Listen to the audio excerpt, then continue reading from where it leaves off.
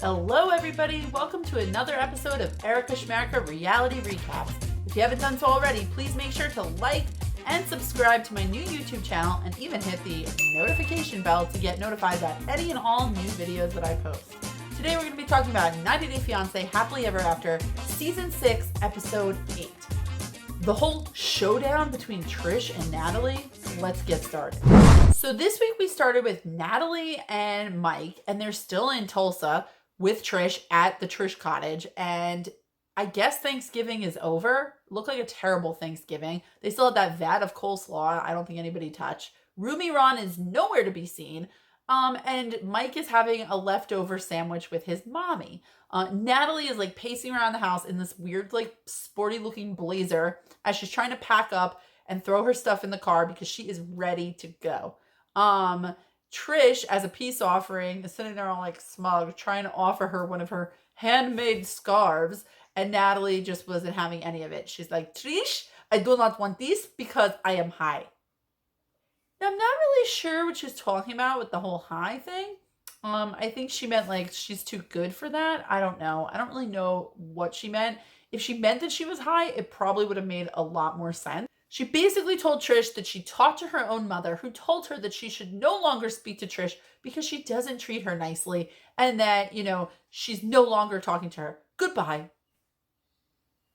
Very dramatic, very Natalie. Trish is just kind of sitting there, scarf in full effect, all her pigs around her as witnesses, with her bangs at half mast. And she just doesn't know what hit her. She was just hit by the Natalie train. Natalie just strutted her stuff right out of the house and sat in Trish's car waiting to go to the airport. Big Mike came on the scene, and he, of course, was on Team Mommy and Mikey, and the two of them went out to the car to try and talk some sense into Natalie to try and see if there's any conflict resolution that could potentially happen. However, this is Natalie we're talking about, so she was staring out the window, like, twitching, letting all of the voices in her head do the work. So Mike got her to kind of open up a little bit, and she tried to express to Mike with tons of bronzer on her cheeks. Mind you, it looked like mud. It was like, I don't even know why, in what world she thought that was a good idea. I'm sure Trish has terrible lighting in her house with the beaded curtains and, all of the tapestries and whatnot. However, this is a recurring thing for Natalie. She's into this bronzer. I digress. So Mike was trying to get her to talk. Mike was trying to understand because he's like, she did nothing wrong, My mom did nothing wrong, Nothing to see here, Natalie. What's going on, Natalie was just like, she called me hooker. I am not doing this. I do not talk to her. I do not speak to her. I'm too high. That's just how she felt about it. She was not about to talk to Trish any longer. So Mike just slammed the door, didn't want to deal with Natalie's tantrum. He goes back into the house with his Mother Butter, who then announces, give her $5,000 and send her back to Ukraine. Which is funny because I don't know why she thought that he had $5,000 laying around plus extra to afford a ticket to Ukraine. She'd probably be better off calling David of Lana and David because I'm pretty sure he always has a spare ticket to the Ukraine laying around. Next, we saw Mike and his mom have a little conference about how ridiculous Natalie was being before they had to get in the car with her. Trish opened the car door and just threw Natalie's jacket at her in the back seat since Natalie was blatantly ignoring her. And then she hopped in the front and drove off to the airport. Natalie didn't say one word the entire time. She probably just stared out the window looking at all of the wild horses, which were really cows, as they headed on to the airport. Even when they got to the airport, Mike didn't know what airline he was flying, and they had to ask Natalie, and she was even unresponsive for that. I mean, that's just practical. You need to know which terminal to go to. Anyway, so Trish accompanies them inside, I'm sure at the behest of production, or maybe they had a little mommy Mikey tradition where that's what they do. And she goes in, Natalie walks right past them, 1,000 feet in front of them at all times, doesn't say goodbye to Trish, and just proceeds through security by herself. Trish and Mike had like this, whole heartfelt goodbye. She apparently always cries when she leaves her giant baby son. And Mike didn't look like he was really very interested in going back to Squim because, he's going to have to deal with Natalie and all of the personalities. So thus concludes this week's Natalie and Big Mike. Wow. Then we saw Kalani and Oswalu going to a sex shop because somebody in every season of 90 Day Fiancé, for some unknown reason, has to go to a sex shop. It's basically protocol at this point for this show. So now it was Kalani and Oswalu's turn. They went in. There was a lot of everything was blurred and bleeped. And there was a lot of giggling, as one would expect. I mean, it was funny maybe the first time they introduced this idea into a segment of the show. Now it's just all right, enough already with the sex shop. Asuelu said a bunch of stupid things I don't even remember, and I don't even care to repeat because they were that stupid. And anyway, they were really just gathering some belongings to gear up for their big romantic vacation, which also includes her mother and their 2 children.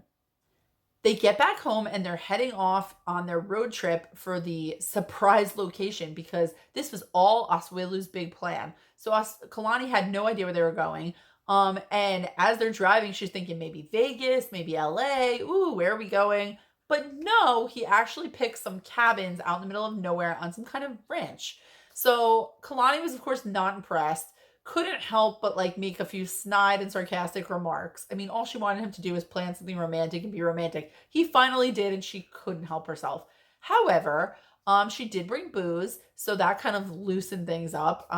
When they went in to get assigned their cabin, so it loosened things up. Her mom and the boys were in their own cabin, and Asuelu made sure that the desk clerk got them very far away because he didn't want them to hear anything that was going to go on because they had all of their whips and whatnot from the sex shop. So the next morning they were looking pretty chummy as they strolled from their cabin, talking about all of the wonderful adult time that they had that night, which of course solves absolutely nothing with their relationship. And then they go to a convenient little fire pit that was set up to sit and do a couples communication exercise where they stared into each other's eyes.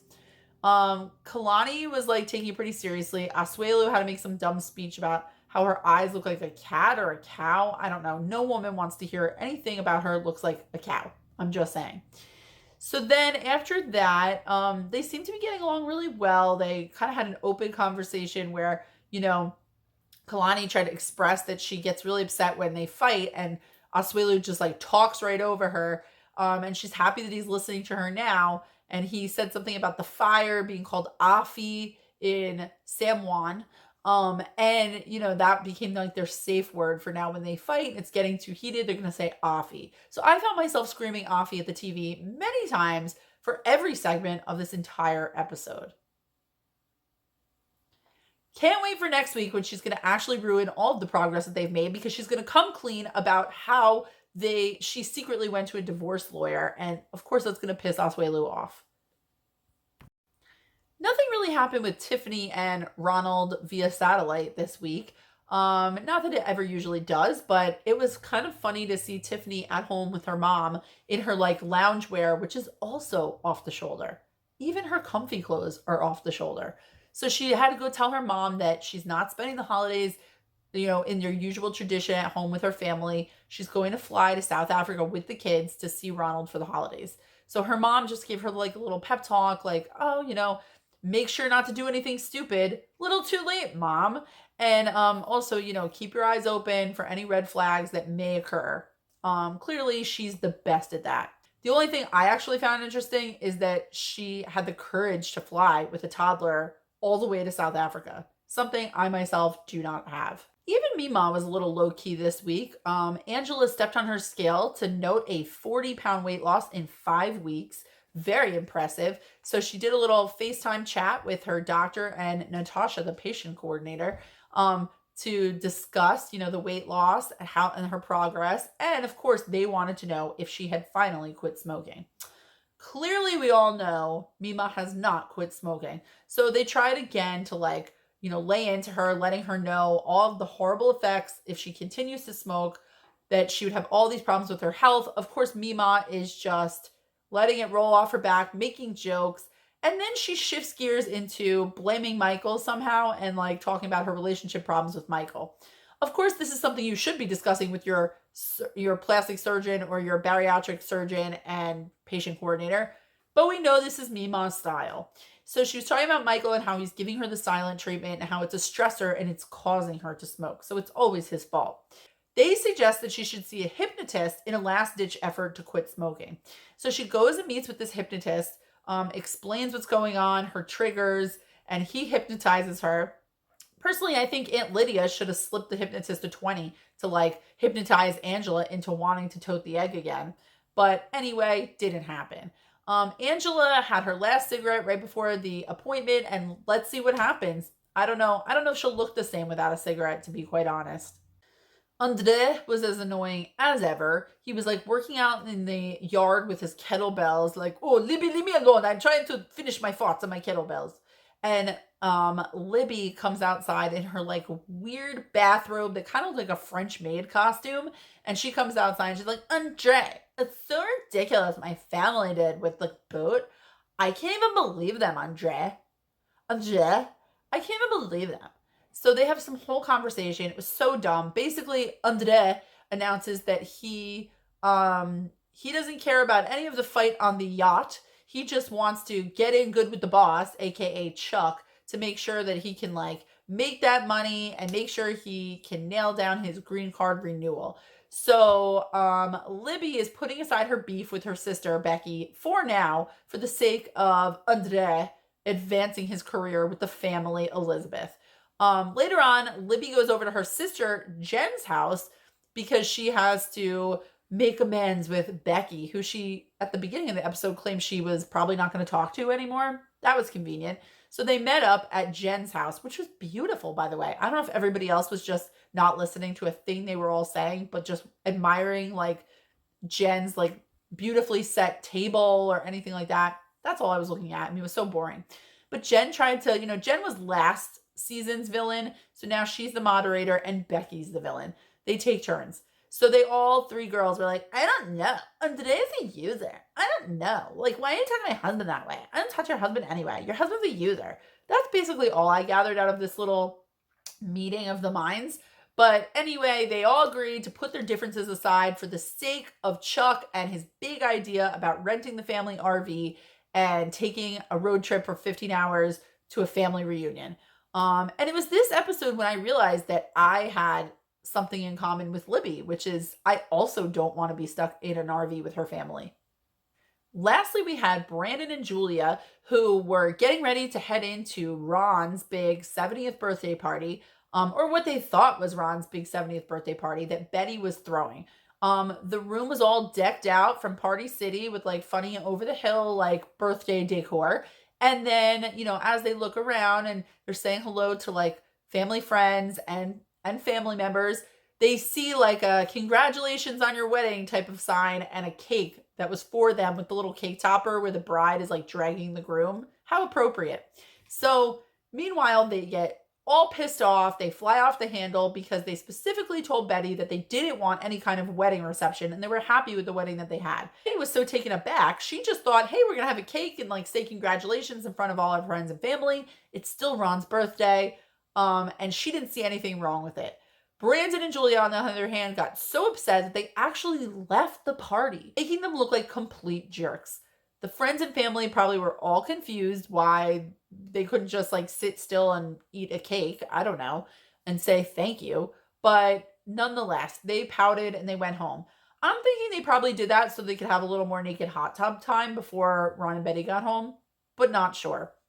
Later on in the episode, Brandon and Julia had to sit down to like go over the whole birthday party scene with Ron and Betty outside. Of course, everybody having a glass of wine. So as they were sitting and talking, Brandon really asserted himself. He was like, we just feel it was inappropriate and we're sick and tired of being treated like kids. And, as soon as we can, we're out of here. So Betty was very hurt because this is her baby boy that she's talking about flying the coop. And she, can't seem to understand what she did wrong. She felt like they were being ungrateful. They kind of were. It was just a cake. And if it was Angela, she would have had the cake. Let's be honest. So anyway, Julia just kind of sat there and she did say, like, we appreciate what you do. Thank you. But we just need our own space. Betty understood a little more, but Ron got really heated and Ron all of a sudden came to life and he was like, You've never paid a bill. You've never done anything on your own. You can't do things on your own. And Brandon got all pissed off, but he said, you know what? I'm going to try. And then they just kind of laughed at him. They're like, let him try. Let him try. Let's see him crash and burn. And basically that was it. Brandon and Julia stomped off looking like kind of a little ungrateful. I'm not going to lie. Though I see where they're coming from, but they still wasn't a good look for them. Let's just put it that way. Thanks so much for tuning in to another episode of Erica Schmerica's Reality Recaps. If you haven't done so already, please make sure to like and subscribe to my YouTube channel and hit the notification bell to subscribe to all of my new videos. Hope everybody has a great week, and I'll see you back here next week. Bye!